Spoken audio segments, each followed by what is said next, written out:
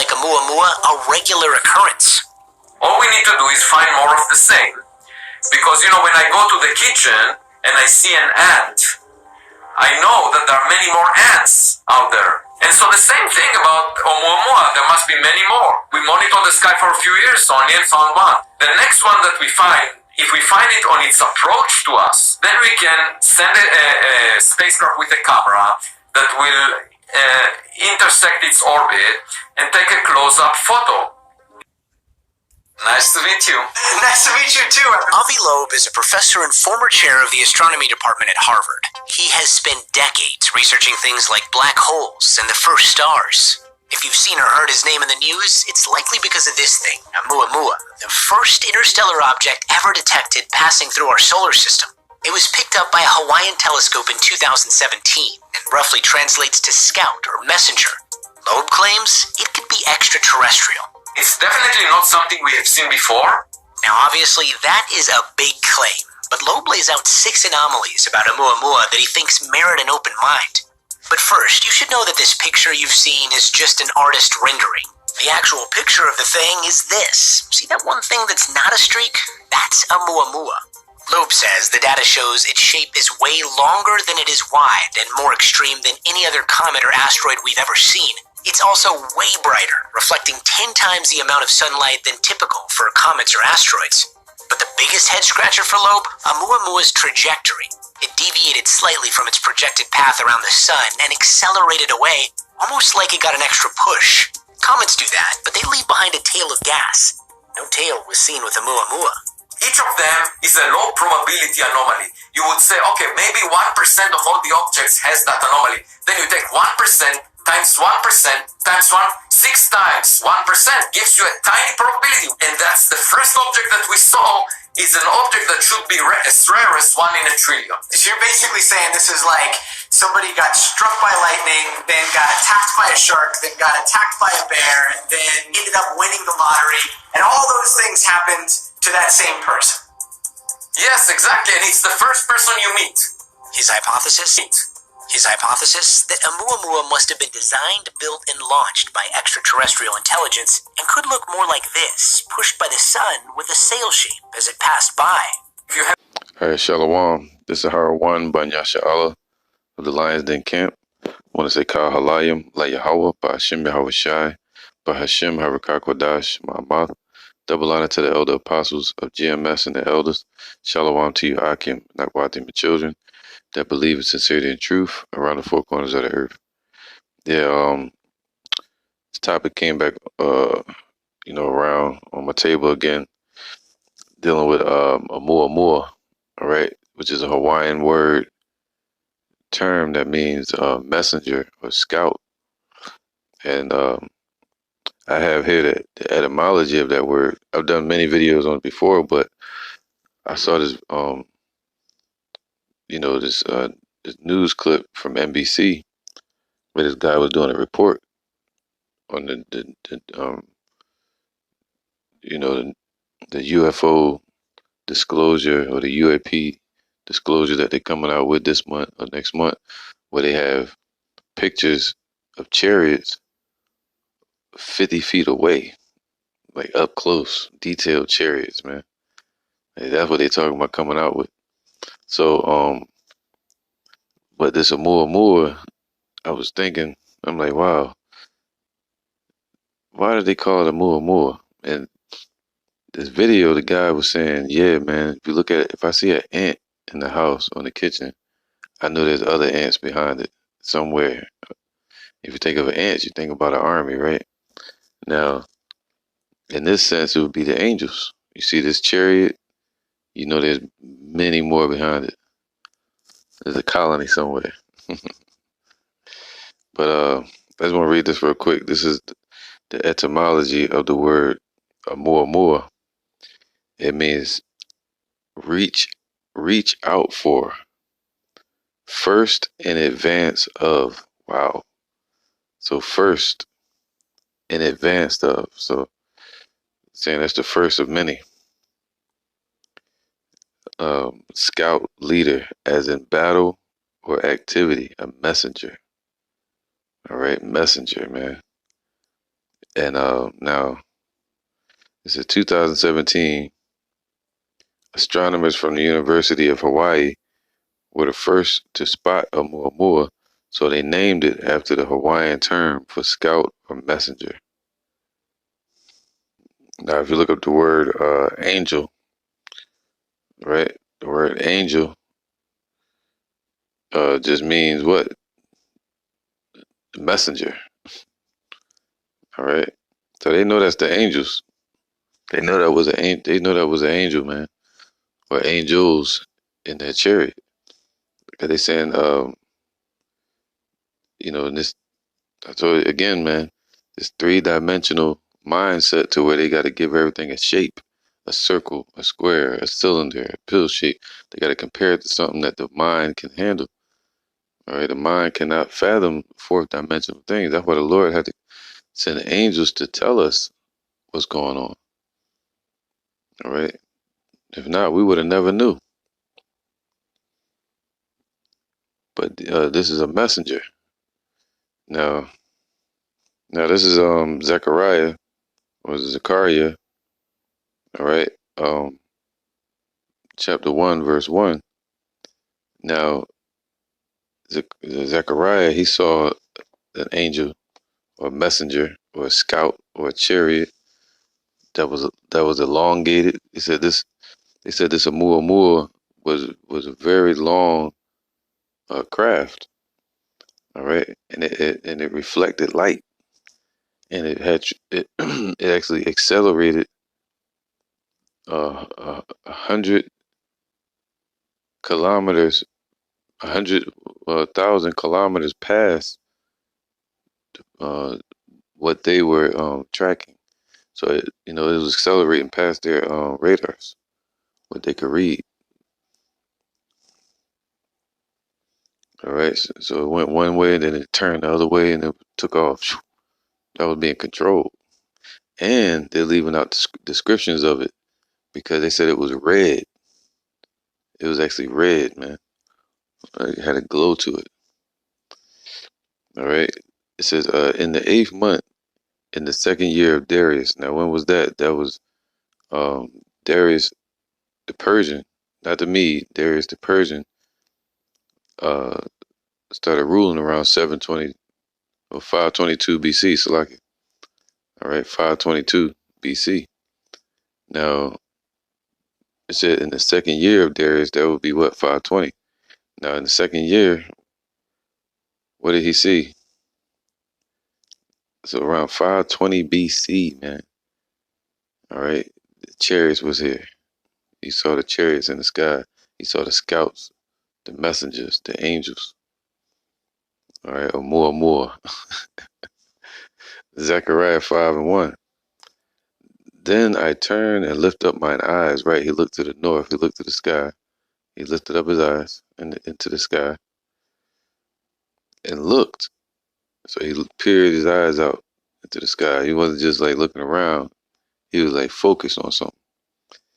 It says, and behold, a flying roll. So he saw the same thing. It looked what they call a tic tac or an elongated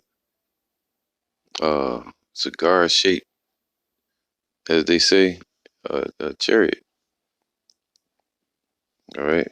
So just like back then, they call it a flying roll, or in Ezekiel they say calf's foot, which is like a almost circular chariot. Then they say like a wheel. They compared the things they knew, and they were farmers, so they would talk about the chariots in the way of what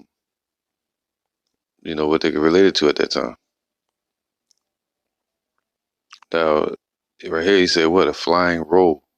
Now, what did he try to compare it to? See, 3-dimensional thinking. He looking at this thing, and he like, it looks like he's not going to say it, looked like a spaceship. It looks like a aircraft. No, they wouldn't even speak in English. So he said, what? He said, I looked, and behold, a flying roll. So what was it doing? He says, let's get the word roll first. It says a flying roll. All right. Magala. and it means a roll, a book, a writing, meaning like a scroll. It looked like he looked at it was like a flying scroll in the sky, something real long, and it had a cylinder shape to it. That's how he was trying to describe it. If he was talking to somebody, he wouldn't say cylinder. He wouldn't say elongated. He would say it looked like a scroll. You know, Magala. It says but what was it doing? He said, and behold, a flying roll. It says Iwa I Iwapa or Iwap. It says to fly, to faint, to fly about, to hover. So it was hovering, man. All right, this object was hovering. All right, so this object was hovering. It said to brandish. That meant to like reflect something. All right, so behold a flying roll. So he looked up and he saw this elongated chariot or messenger angel, right, hovering. He said, and he said unto me, what seest thou? And I said, I see a flying roll, and the length thereof is 20 cubits, and the breadth thereof is 20 cubits. It's 10 cubits. All right, so that would be about as long as a football field. All right. Then said he unto me, this is the curse that goeth forth over the face of the whole earth. But it's going to be deliverance to the elect, but it's going to be um, a curse to the heathens and the wicked of our people. For everyone that stealeth shall be cut off as on this side according to it, and everyone that sweareth shall be cut off as on this side according to it. So basically saying everyone that's wicked is going to be cut off on this side. That's, you know, um, every one of this people that stealeth holdeth himself guiltless as it doeth. So basically everybody that's being wicked, all right, the Lord gonna send the chariots and bring about the prophecies to destroy 2/3 of our people. All right, judgment. And the house of the thief represents the earth being given to the hand of the wicked, but specifically Babylon, America. So the chariots gonna show up like Independence Day, as you see them popping up all over the place. But the main announcement of them showing up is where? Right here in America. Yeah, they over Russia. Yeah, they all over the place. But now everybody's paying attention because America's bringing it out. This is Babylon, man. Verse 4 it says, and I will bring it forth. So the Lord is bringing it forth. That's who's controlling it. That's why they said it has no uh, propellers, or anything that propel it, or wings. All right, that's what that word Iwapa or Iwap meant. It something with wings. But this is what he thought it would have. He looked at it and he said, nah, this is a flying roll. I mean, it didn't have wings because he would say like a bird. So why is it flying? Right? It didn't have any thrust to it. So it's like a flying roll just being moved across the sky. But who's moving it? That's why you read Ezekiel say it had the hand of a man under it. Matter of fact, real quick. Check this out. This is Ezekiel 1 and 20. Whithersoever the spirit was to go,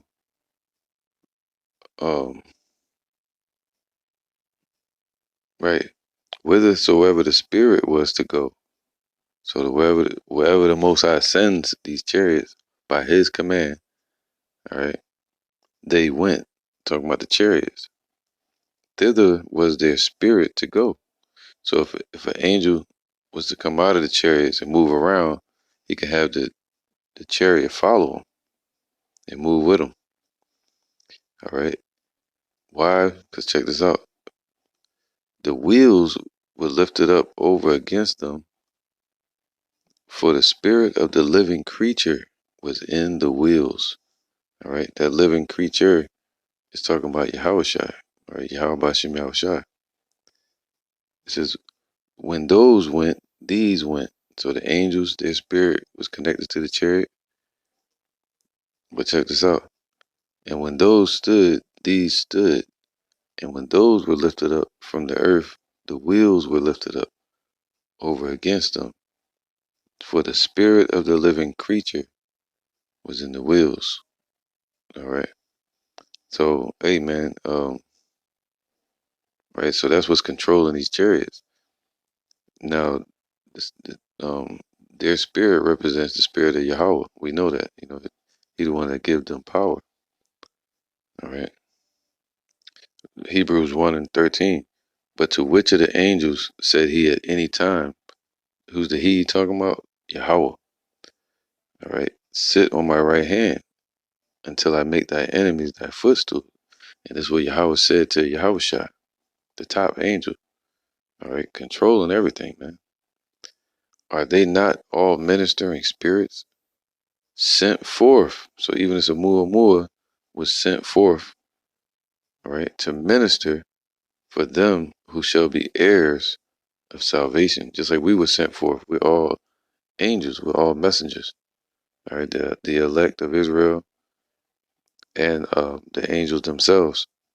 But the difference is we have understanding upon the earth and they have understanding in the heavens. All right, this is 2 Ezra 4:21, because even the spirits that are in heaven, the angels, the scriptures say, man, even the angels desire to look into the matters that are happening upon the earth, but they can only do what Yahweh reveals to them and commands them to do, and gives out a sentence, and he sends the angels and to stay in their lot, like to go gather prayers. Everybody has their lot. And Yahweh Shai was set up to open the seals to reveal the prophecies to us, man. All right. And the prophecies represent Yahweh's plans. Everything that Esau is bringing is all the plans and will of Yahweh. We got to understand that. So he can control it and make us exempt from the coming judgment. So he sent angels, one, to terrify these heathens, and two, to wake up our people. All right? Faith booster. He said, look up, because your salvation draweth nigh. That's our salvation, but it's a curse to the wicked. 2 Ezra 4:21. For like as the ground is given unto the wood, and the sea to his floods, right? Even so, they that dwell upon the earth may understand nothing but that which is upon the earth. All right. The only way we can understand it, the things out in the heavens, is if the Lord wakes up our minds to understand. And he that dwelleth above the heavens, that's the point, talking about the angels and the spirits, right? The spirit realm. You want to know where we go? It's a beautiful thing, man. The fourth dimension. When the spirit leaves this body, it goes into the heavens, and it can understand the earth, the things upon the earth, and no more. It says, but that which is upon the earth, right? And he that dwelleth above the heavens may only understand the things that are above the height of the heavens. All right, so it's talking about them angels, man. They only set up to understand what Yahweh allows them to. They're just like us. All right, this is Psalms 104, 3. Who layeth the beams of his chambers in the waters? Who maketh the clouds his chariot? Who walketh upon the wings of the wind? Who maketh his angels spirits and his ministers a flaming fire, man. All right, so his angels are spirit. They don't have these mortal bodies. So they're fourth dimensional beings. All right. And that's what that was. That Oumuamua, it means messenger. If you look at the word angel, it means what? Messenger. All right. So but this was a fourth dimensional being, man. And they can only do what Yahweh allows them to do. And this was a scout. It said the first of many. All right. Now, what they say, they had a camera that they want to try to send out there and take pictures next time. But the Lord said he come as a thief in the night. He can come unexpectedly. He's controlling this, man. Revelations 1:7. Behold, he cometh with clouds. So this time Yahweh Shai is going to show up with thousands and thousands of angels and chariots, man. The heavenly host, with all the hosts of heaven. And every eye shall see him. So you ain't going to need no camera to look out there. Everybody going to see the chariots all over the earth. And they also which pierced him, and all kindreds of the earth shall wail because of him, even so Aman. So all the nations of the earth will start, being in fear. All right, because it's judgment. I am Alpha and Omega, the beginning and the end, saith the Lord Yahweh Shai, which is and was and which is to come, the Almighty, Yahweh.